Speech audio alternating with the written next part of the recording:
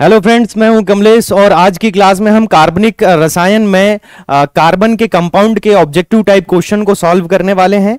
जितने भी प्रकार के वस्तुनिष्ठ इस यूनिट में बनने वाले हैं और जो एग्जाम में पूछे जाते हैं उनका सॉल्यूशन हम आज सीखेंगे। तो चलिए शुरू करते हैं क्लास।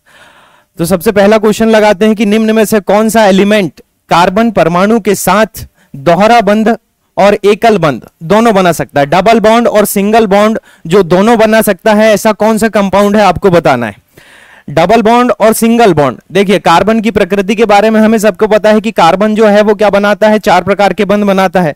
यहां पर चार हमारे पास ऑप्शन है कि फ्लोरीन है। आपको संयोजकता के बारे में पता है कि फ्लोरीन की संयोजकता हमेशा कितनी होती है, एक होती है। ब्रोमीन की भी एक होती है, क्लोरीन की भी एक होती है।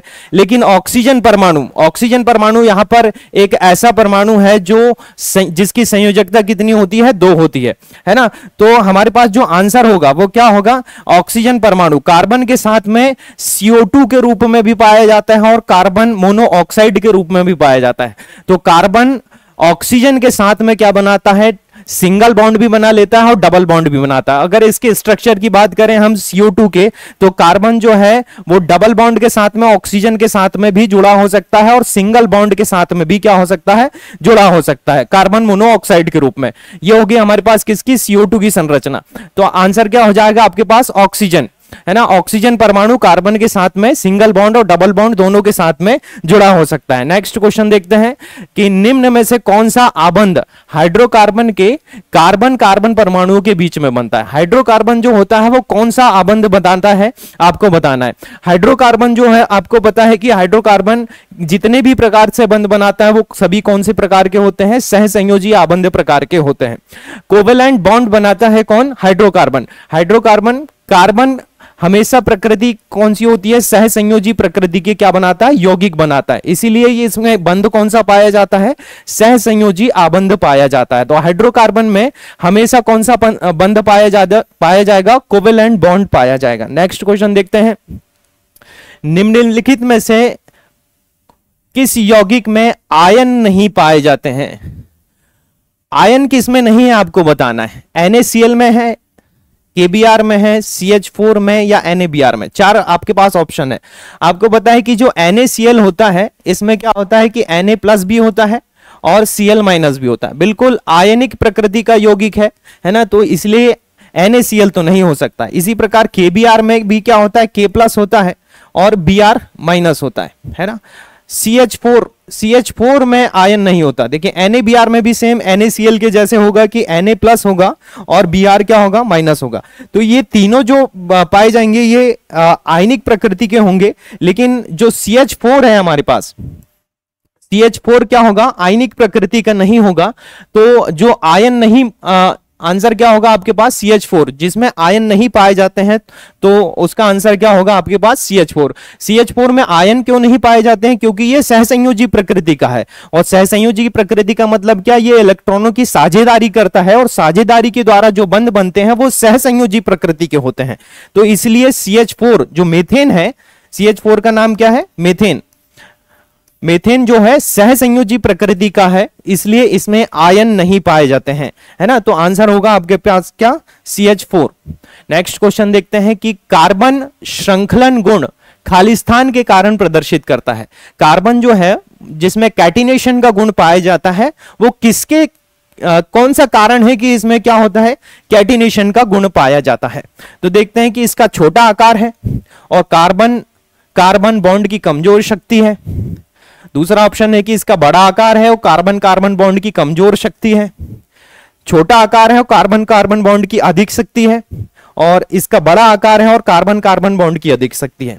तो आपके पास आपको पता होगा कि कार्बन का जो यौगिक होता है या कार्बन की अगर बात करें तो कार्बन का आकार जो होता है बहुत छोटा होता है और उसकी बॉन्ड की शक्ति क्या होती है, अधिक होती है। तो आंसर आपका क्या होगा, C नंबर का होगा कि कार्बन जो है उसका आकार तो छोटा होता है लेकिन उसकी बॉन्ड की शक्ति, कार्बन की जो बंध की प्रकृति होती है वो बहुत ही अधिक होती है। इसलिए ये क्या होती है, प्रबल बंध के द्वारा आपस में जुड़े होते हैं, है ना। और इसी के कारण क्या बनाता है, कार्बन श्रृंखला का गुण बनाता है। कार्बन कार्बन आपस में जुड़कर अनेक प्रकार की श्रृंखलाएं बनाते हैं। इस गुण को ही क्या कहते हैं, हम श्रृंखलन का गुण कहते हैं। और इसी गुण के कारण, श्रृंखलन के गुण के कारण ही कार्बन के जो होते हैं अनेक प्रकार के यौगिक संभव होते हैं।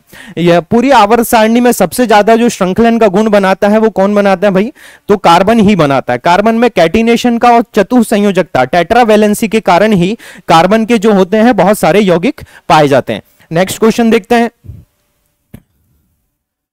Which of the following properties of carbon responsible for a large number of carbon compound? Carbon की कौन सा ऐसा गुण है बोले जिसमें कार्बन के यौगिक अधिक संख्या के लिए उत्तर जाए। कार्बन के बहुत सारे यौगिक होते हैं, वो ऐसा कौन सा गुण है कार्बन के पास जिसमें कार्बन के क्या है, बहुत ज्यादा यौगिक पाए जाते हैं बोले। तो आपको बताना है कि क्या अपर रूपता होती है, चतुसंयोजकता, या आइसोमेराइजेशन होता है, या द्विसंयोजकता होती है। श्रृंखलन के गुण के कारण द्विसंयोजकता होती है, श्रृंखलन के गुण के कारण चतुसंयोजकता होती है। तो आपको बताना है कि इसमें कौन सा होगा गुण।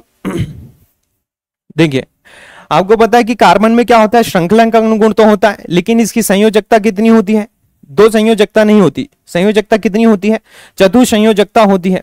अपर रूपता भी पाई जाती है, लेकिन अपर रूपता के कारण इसके ज्यादा यौगिक नहीं होते। श्रृंखलन के गुण के कारण और टेट्रावैलेंसी के कारण क्या होती है, इसके बहुत ज्यादा यौगिक पाए जाता है। इसलिए इनमें क्या होती है, इनके यौगिकों की अधिक संख्या बनती है। ठीक है, तो हम यहां पर लिख देते हैं कि संयोजकता कितनी होती है कार्बन की, संयोजकता होती है 4। और विशेष गुण क्या है इसमें, विशेष गुण है कौन सा, कैटिनेशन का, श्रृंखलन का गुण, श्रृंखलन, कैटिनेशन। इन दोनों गुणों के कारण ही क्या होती है, कार्बन के बहुत सारे यौगिक संभव होते हैं। नेक्स्ट क्वेश्चन देखते हैं, निम्न में से कौन सा कोयले से प्राप्त होने वाला एक कठोर, सरंध्री और काला पदार्थ है बोले। या तो टफ है, या पोरस और ब्लैक सब्सटेंस है। कि कोयले से ही प्राप्त होता है, लेकिन क्या होता है, टफ भी होता है, पोरस भी है और ब्लैक सब्सटेंस भी है। तो भैया कठोर तो हीरा भी है, लेकिन ये पोरस नहीं होता भैया, अंदर सरंध्र नहीं पाए जाते, खोखला नहीं होता। हीरा तो सबसे ज्यादा क्या होता है, कठोर होता है। जब कोल गैस की बात करते हैं तो भैया गैस तो ठोस कहां से हो सकती है, गैस तो हमेशा गैस फॉर्म में ही पाई जाएंगी। तो कोक इसका आंसर हो सकता है ना। कोल तार जो होता है वो भी अलग होता है, तो इसका आंसर क्या है भाई, कोक जो होता है, कोयले का जो शुद्धतम रूप होता है जिसे हम कोक कहते हैं, ये कोक जो होता है क्या होता है, सरंध्री होता है, पोरस होता है, कठोर भी होता है और क्या होता है, काला भी पाया जाता है ना, काला पदार्थ होता है। तो इसका आंसर क्या है, कोक। नेक्स्ट क्वेश्चन देखते हैं, संतृप्त कार्बन यौगिक, सैचुरेटेड कार्बन कंपाउंड खाली स्थान होते हैं बोले। कैसे होते हैं आपको बताना है कि संतृप्त कार्बनिक यौगिक जो होते हैं वो किस प्रकार के होते हैं, है ना। अच्छा, संतृप्त और असंतृप्त की बात करें तो संतृप्त कार्बनिक यौगिकों की अगर हम बात करें तो वो होंगे क्या, एल्केन, है ना। असंतृप्त में एल्कीन और एल्काइन हो सकते हैं। तो ये संतृप्त यौगिक किस प्रकार की प्रकृति रखते हैं आपको बताना है कि आकर्षण के इलेक्ट्रोस्टैटिक बल होना, असंतृप्त यौगिकों की तुलना में कम अभिक्रियाशील होना, कार्बन परमाणुओं के बीच दोहरा बंध होना और असंतृप्त यौगिकों की तुलना में कम स्थिर होना। तो आपको बताना है कि इसका आंसर क्या होगा। हमें पता है कि कार्बन की जो प्रकृति होती है उसके आधार पर अगर हम इसको देखें तो असंतृप्त यौगिक जो होते हैं, है ना, असंतृप्त यौगिकों की तुलना में ये जो संतृप्त कार्बनिक यौगिक होते हैं ये क्या होते हैं, कम अभिक्रियाशील होते हैं। जैसे कि एल्केन की अगर बात करें और एल्कीन और एल्काइन की बात करें तो एल्कीन और एल्काइन जो होते हैं वो थोड़े से अधिक क्रियाशील होते हैं, जबकि एल्केन जो होते हैं संतृप्त कार्बनिक यौगिक ये थोड़े से क्या होते हैं, कम क्रियाशील होते हैं। इसलिए इसका आंसर क्या होगा, असंतृप्त यौगिकों की तुलना में ये क्या होते हैं, कम क्रियाशील होते हैं। नेक्स्ट क्वेश्चन देखते हैं हमारा, 5 कार्बन परमाणु वाले यौगिक पेंटानल में क्रियात्मक समूह का चयन कीजिए। पेंटानल बताना है बोले कि पेंटानल में जो होता है वो क्या है कि कौन सा क्रियात्मक समूह है। अगर आपने आईयूपीएसी नामकरण के नियम को अगर पढ़ा है तो इस क्वेश्चन का आंसर आप बड़ी आसानी से दे सकते हैं कि पेंटानल में कौन सा क्या होता है, क्रियात्मक समूह होता है ना। हमने क्रियात्मक समूह के बारे में वीडियो बनाया है, आप चाहे तो देख सकते हैं। एल्कीन में अगर बात करें हम, ऑप्शन देख लेते हैं क्या है, एल्कीन, एल्डिहाइडिक, कीटोन और अल्कोहल। देखिए भाई एल्कीन क्या है, क्रियात्मक समूह तो नहीं है, तो ये आंसर तो आपका बिल्कुल नहीं हो सकता। पेंटेनल की बात करा है, आपको पता है कि जो एल्डिहाइडिक समूह होता है हमारे पास CHO, इसको क्या बोलते हैं हम IUPAC में बोलते हैं एल्डो और अल। सफिक्स और प्रफिक्स के रूप में इसके दो नाम प्रयोग किए जाते हैं। तो यहां पर हम बात कर रहे हैं क्या, पेंटानल, और पेंटानल में लास्ट में आता है क्या भाई, अल। पेंटेन तो हमारे पास कार्बन परमाणु की संख्या है कि 5 कार्बन परमाणु को हम क्या कहेंगे, पेंट कहेंगे, पेंटेन। और पेंटेन में अगर CHO अगर साथ में जोड़ दिया जाए तो ये इसमें क्या जोड़ जाता है, पेंटानल हो जाता है ना। तो इसलिए इसका सही आंसर क्या होगा, एल्डिहाइडिक। एल्डिहाइडिक को हम IUPAC में क्या बोलते हैं, एल्डो और अल कहते हैं। इसलिए पेंटानल में जो क्रियात्मक समूह होगा वो कौन सा होगा, एल्डिहाइडिक होगा, जिसको किसके द्वारा दर्शाएंगे हम, CHO के द्वारा दर्शाते हैं, CHO के द्वारा दर्शाते हैं। अच्छा, कीटोन में क्या होता है भाई, कीटोन का जो क्रियात्मक समूह होता है वो कीटोन होता है, C डबल बॉन्ड ऑक्सीजन के साथ में इस प्रकार से जुड़ा रहता है ना। अल्कोहल में क्या होता है, अल्कोहल में एक हाइड्रोक्सिल समूह होता है, OH होता है ना, इसको कीटो ही बोलेंगे हम, है ना। और इसको क्या बोलेंगे, ऑल, और इसको कहेंगे हम क्या, अल। तो पेंटेनल की बात करें, ये तो क्रियात्मक समूह है नहीं, कौन, एल्कीन, इसलिए आंसर क्या होगा आपके पास, एल्डिहाइड होगा। एल्डिहाइड ही हमारे पास क्या है जिसमें अल लगा हुआ है। नेक्स्ट क्वेश्चन देखते हैं, निम्न में से किस तत्व का कठोरतम प्राकृतिक अपरूप पाया जाता है। कठोरतम भी है, मतलब क्या है, हार्ड भी है, और नेचुरल एलोट्रॉप्स भी है, इसका आंसर बताना आपको, है ना। तो बात करते हैं कि कठोर भी है, प्राकृतिक अपरूप है, लेड का, टिन का, सल्फर का और कार्बन का। बिल्कुल कार्बन का ही क्या पाए जाते हैं, प्राकृतिक अपरूप पाए जाते हैं, और सबसे क्या है, कठोरतम है। कठोरतम अपरूप के बारे में आपको पता है कि कार्बन के कितने अपरूप होते हैं, हीरा है, ग्रेफाइट है, फुल्लरीन है, तो सबसे कठोर कौन सा है, हीरा ही है। तो सीधी सी बात, कठोरतम प्राकृतिक अपरूप कौन सा होगा भाई, हीरा ही होगा, क्योंकि लेड के जितने, टिन के या सल्फर के जितने भी अपरूप है उनसे तो कई गुना अपेक्षा में अगर बात करें कार्बन की, तो कार्बन का अपरूप हीरा ही क्या है, सबसे कठोरतम अपरूप माना जाता है। तो इसका आंसर क्या होगा, बिल्कुल कार्बन ही होगा। कार्बन यौगिकों में किस प्रकार का बंध होता है, कार्बन के यौगिकों में किस प्रकार का बंध होता है आपको बताना है। और कार्बनिक यौगिक अगर आप अध्ययन करते हैं तो कार्बनिक यौगिक में सभी में कौन सा बंध पाया जाता है, सहसंयोजी बंध पाया जाता है। तो इसका आंसर क्या होगा भाई, सहसंयोजक बंध। कैसे कि कार्बन के पास होते हैं भैया कितने, 4 इलेक्ट्रॉन।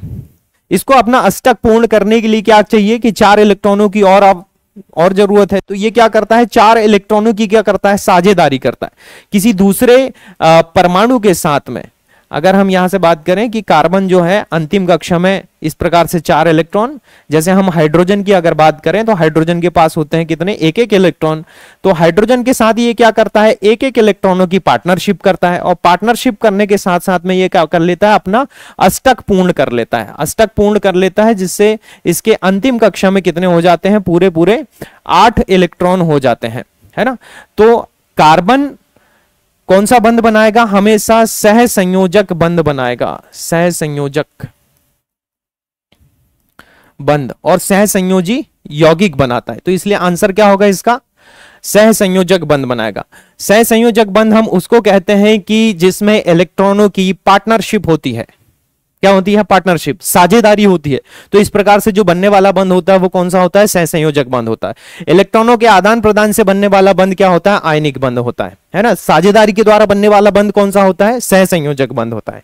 नेक्स्ट क्वेश्चन देखते हैं, कार्बन यौगिक विद्युत के कुचालक क्यों होते हैं आपको बताना है ना। बैड कंडक्टर होते हैं जो कार्बन के कंपाउंड होते हैं, ये बैड कंडक्टर होते हैं, क्या कारण है इसका, ऑप्शन देख लेते हैं। क्योंकि ये प्रकृति में आयनिक होते हैं, क्योंकि वे कोई आयन नहीं बनाते हैं, क्योंकि उनके गलनांक और क्वथनांक उच्च होते हैं, क्योंकि कार्बन यौगिक प्रकृति में ठोस होते हैं। तो आंसर क्या भैया कि कार्बन के जो यौगिक हैं वो क्या होते हैं, कोई आयन नहीं बनाते।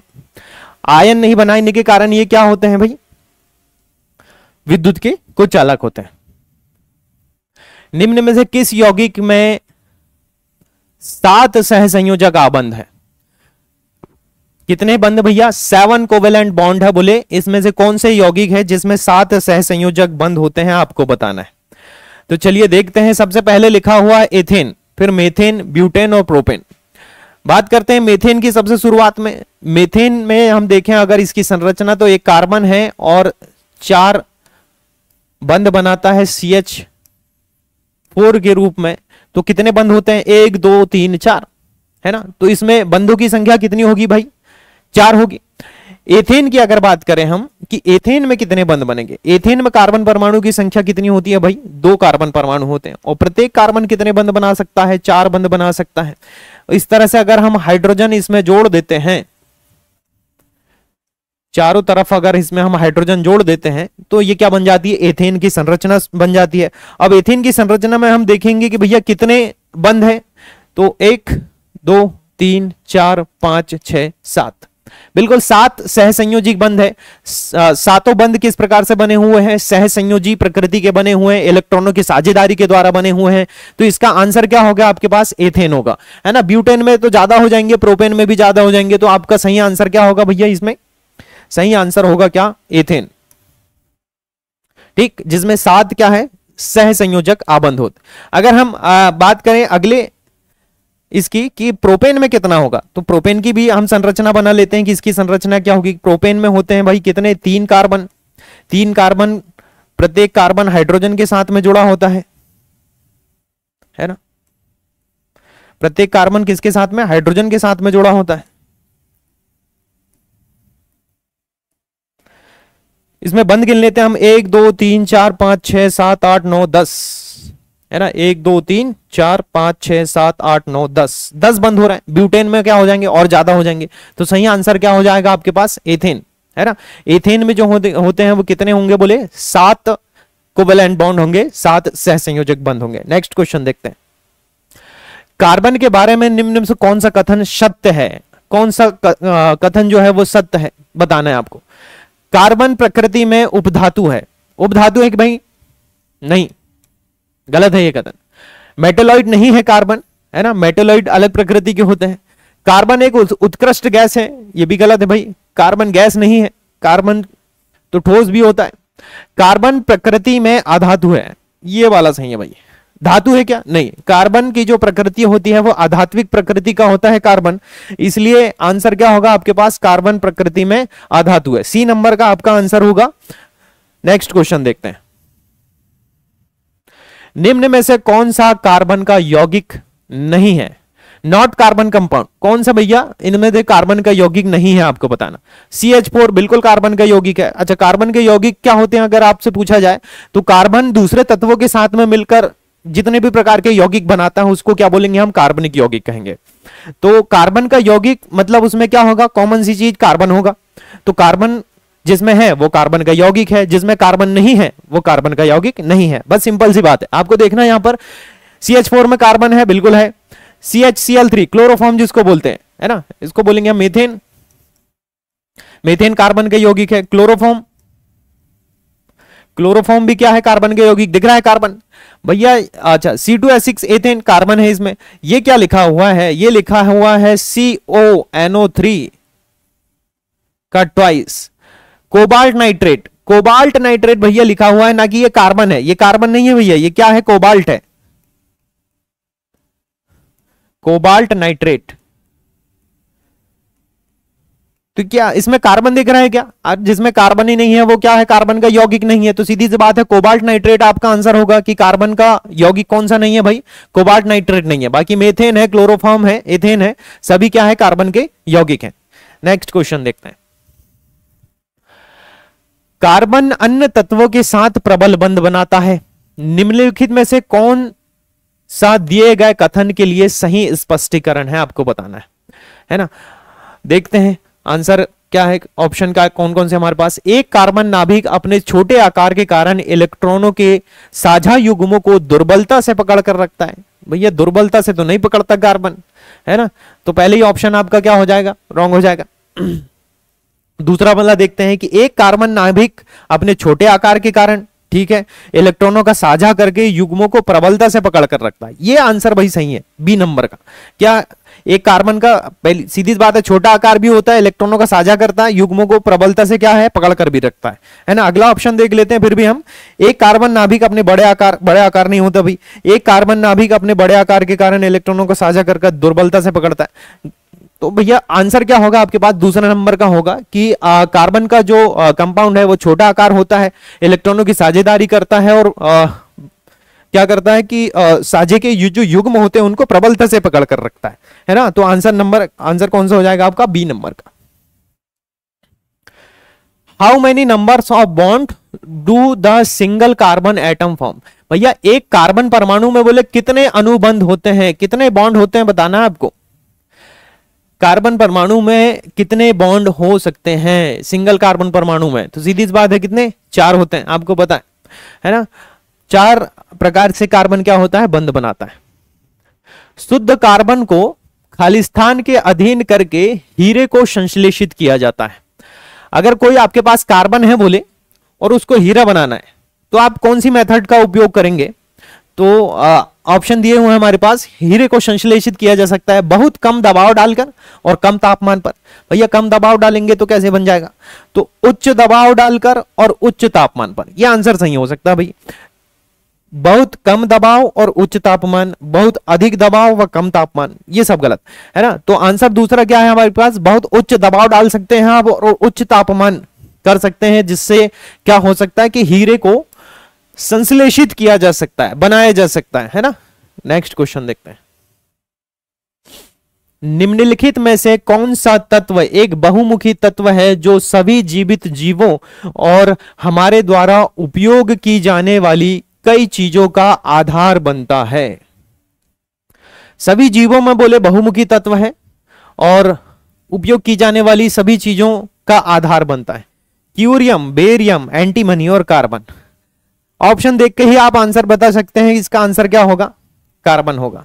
क्यों भाई, तो कार्बन क्या है, एक ऐसा तत्व है भैया जिसके बहुत सारे यौगिक हैं और उन सभी लगभग यौगिकों का में से किसी ना किसी का हम सबसे ज्यादा उपयोग करते हैं बोले, है ना। जीवित जीवों में हमारे द्वारा उपयोग होता है ना। और जैसे भैया हम कार्बोहाइड्रेट की बात करें, वसा की बात करें, लिपिड की बात करें, प्रोटीन की बात करें, विटामिन की बात करें, तो सभी में क्या है, आधार क्या है, कार्बन कहीं ना कहीं उपस्थित है। तो इसका आंसर होगा क्या, कार्बन। क्यूरियम, बेरियम, एंटीमनी ये बहुत कम रेयर तत्व होते हैं ये, है ना। तो इनका उपयोग हम डेली के बेस पे भी नहीं करते और हमारी जीवित जीवों में हमारे द्वारा उपयोग बहुत ही कम होता है। तो आंसर क्या होगा इसका भाई, कार्बन ही होगा। नेक्स्ट क्वेश्चन देखते हैं। नेक्स्ट क्वेश्चन है कि एक कार्बन क्रेडिट में खालिस्तान होता है। अब ये भैया कार्बन क्रेडिट क्या है, कार्बन क्रेडिट एक प्रकार का परमिट है जो किसी कंपनी को CO2 का उत्सर्जन या कार्बन मोनोऑक्साइड CO2 का या कार्बन मोनोऑक्साइड का उत्सर्जन करने के लिए या ग्रीन हाउस गैसों का उत्सर्जन करने के लिए क्या करता है, परमिट देता है, तो है ना। तो उसको हम क्या बोलते हैं, कार्बन क्रेडिट बोलते हैं। तो एक कार्बन क्रेडिट में भैया क्या होता है कि 1000 किलोग्राम कार्बन डाइऑक्साइड होता है ना। कि भैया 1000 किलोग्राम कार्बन डाइऑक्साइड है तो उसको हम क्या बोलेंगे, एक कार्बन क्रेडिट बोलेंगे। कार्बन क्रेडिट क्या है भाई, बोलिए एक प्रकार का परमिट होता है जो किसी कंपनी को दिया जाता है कि भैया आप इतना CO2 क्या है उत्सर्जन कर सकते हैं करके, है ना। तो आंसर डी हो जाएगा आपका। निम्नलिखित में से कौन सा कार्बन का अपर रूप नहीं है, not an allotropes of carbon. अपर रूप कौन सा नहीं है आपको बताना है। तो कार्बन के अपर रूप के बारे में आपको बिल्कुल सबको पता होता है कि हीरा होता है, फुल्लेरिन होता है, ग्रेफाइट होता है, कार्बन डाइऑक्साइड नहीं होता है। कार्बन डाइऑक्साइड क्या है भैया, कार्बन डाइऑक्साइड जो है वो यौगिक है ना कि अपर रूप है, यौगिक है। CO2 क्या है, कंपाउंड है।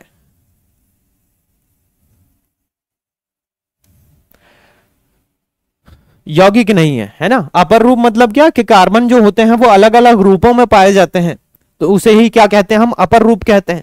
अगर कार्बन के अपर रूप देखें तो कार्बन का सबसे अच्छा अपर रूप कौन सा होता है, हीरा है, फिर ग्रेफाइट है, फुल्लेरिन है। जो हीरा होता है वो सबसे ठोस होता है ना। और विद्युत का क्या है, कुचालक है। कार्बन का कौन सा अपर रूप विद्युत का सुचालक होता है, तो बोले ग्रेफाइट होता है। फुल्लेरिन की संरचना बॉल के जैसे होती है ना। तो नेक्स्ट क्वेश्चन देखते हैं। सोडा वाटर जैसे वातित पेय में विलेय के रूप में कौन सी गैस होती है? सोडा वाटर में भैया कौन सी गैस होती है आपको पता है? सोडा वाटर कार्बन डाइऑक्साइड, है ना। सबको पता है कि सोडा वाटर में कौन सी गैस होती है? Carbon dioxide. ऑक्सीजन, नाइट्रोजन और हाइड्रोजन जो होती है वो नहीं होती है। सोडा वाटर जितने भी कोल्ड ड्रिंक्स वाले पेय पदार्थ होते हैं, है ना, तो उसमें कौन सी गैस घुली होती है? CO2 गैस घुली होती है। तो इसका आंसर होगा क्या? कार्बन डाइऑक्साइड, है ना। नेक्स्ट क्वेश्चन देखते हैं। सिनगैस मुख्य रूप से खालिस्तान का मिश्रण है। सिनगैस किसका मिश्रण है आपको बताना है। अगर आपको इसका आंसर नहीं पता है तो आप बिल्कुल सही क्लास ज्वाइन करें हैं कि सिनगैस, ऐसे क्वेश्चन क्या होते हैं, ये क्वेश्चन बार बार एग्जाम में पूछे जाते हैं, तो आपको ऐसे क्वेश्चनों का आंसर पता होना चाहिए। कार्बन डाइऑक्साइड और हाइड्रोजन, ब्यूटेन और प्रोपेन, कार्बन मोनोऑक्साइड और हाइड्रोजन, कार्बन डाइऑक्साइड और सल्फर। तो सिनगैस का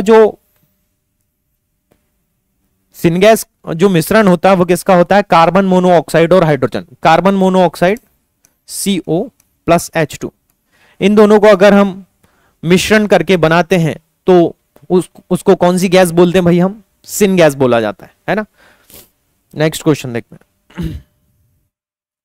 एक सुक्रोज अणु में खालिस्तान कार्बन परमाणु होता है। अ सुक्रोज मॉलिक्यूल कंटेन खालिस्तान कार्बन एटम। सुक्रोज का अगर आपको सूत्र पता है तो आप इसका आंसर बड़ी आसानी से दे सकते हैं। जैसे ग्लूकोज का सूत्र तो सबको लगभग पता ही होता है ना। तो ग्लूकोज का सूत्र क्या है भैया? C6H12O6। और ग्लूकोज का बड़ा भाई है कौन? सुक्रोज, है ना। मोनोसैकेराइड बोला जाता है ग्लूकोज को। ग्लूकोज एक प्रकार के क्या है? कार्बोहाइड्रेट है, और जिसमें मोनोसैकेराइड है ग्लूकोज, जिसमें कार्बन के परमाणु की संख्या कितनी है भाई? 6 है। तो भैया जो सुक्रोज होता है C12H22O11, इसका सूत्र है सुक्रोज, है ना। कार्बन परमाणु की संख्या कितनी है? 12। तो सुक्रोज एक प्रकार का क्या है? डाइसैकेराइड है। डाइसैकेराइड को तोड़ने पर मोनोसैकेराइड की 2 प्रकार की इकाइयां प्राप्त होती है ना। कार्बोहाइड्रेट है एक प्रकार के, कार्बोहाइड्रेट, मोनोसैकेराइड, डाइसैकेराइड या पॉलीसैकेराइड के रूप में जानते हैं हम। सुक्रोज एक प्रकार का डाइसैकेराइड है जिसमें कार्बन परमाणु की संख्या कितनी होती है बोले तो 12 होती है। तो कुछ ऐसे सूत्र आपको पहले से पता होने चाहिए जिससे आप क्या कर सकते हैं, ऐसे क्वेश्चन को बड़ी आसानी से सॉल्व कर सकते हैं, है ना। नेक्स्ट क्वेश्चन देखते हैं। निम्नलिखित में से कौन पृथ्वी पर सबसे कठोरतम पदार्थ है? सबको पता भैया सबसे कठोरतम पदार्थ कौन सा होता है। अगर हीरा लिखा हुआ है तो हीरा सही है, अगर हीरा नहीं है तो फिर देखना पड़ेगा। एरोग्राफेन, सोपस्टोन, कार्बाइन, एरोग्राफाइट। तो भैया जो कार्बाइन है, कार्बन का ही एक रूप है जिसको हम कार्बाइन के रूप में जानते हैं। हीरे के बाद अगर किसी का नंबर आता है तो वो क्या है? कार्बाइन का नंबर आता है। अगर हीरा ऑप्शन में होता तो हम उसी को आंसर में लगाते, है ना। तो कार्बाइन जो है वो क्या है? सबसे कठोरतम पदार्थ होता है। निम्नलिखित में से कौन सा अब तक ज्ञात कठोरतम पदार्थ है? अब तक जितने भी पदार्थ उपस्थित हैं बोले उसमें से कौन सा है जो सबसे ज्यादा कठोरतम है? बकमिंस्टर फुल्लेरीन, या डायमंड है, या ग्रेफाइट है, या लोहा है? तो सीधी सी बात है कौन है? हीरा। डायमंड जो है वो अब तक का सबसे ज्ञात कठोरतम पदार्थ है ना। तो डायमंड ही आपका आंसर होगा। चलिए, तो ये थे हमारे पास कार्बनिक यौगिक में 25 क्वेश्चन थे, तो जिसको आपको बड़ी आसानी से, अगर आपने हमारे पिछले वीडियो देखे हैं तो बड़ी आसानी से इनके आंसर को आप दे सकते थे। इसी प्रकार से आगे की सीरीज में हम और भी क्वेश्चन लेके आएंगे। तो आपको क्या करना है कि बेसिक नॉलेज के लिए जो वीडियो है वो पहले देख लीजिए, उसके बाद ये सभी प्रश्नों के आंसर जो है आप बड़ी आसानी से दे सकते हैं, है ना। और इसी तरह से, और ये सभी जो क्वेश्चन है ये सभी कहीं ना कहीं एग्जाम में आए हुए क्वेश्चन है, इनको एग्जाम में पूछा जाता है, इसलिए सभी क्वेश्चन क्या है? इंपॉर्टेंट है। तो आई होप आज की क्लास आपको समझ में आई होगी। मिलते हैं हमारे नेक्स्ट वीडियो में। Thank you.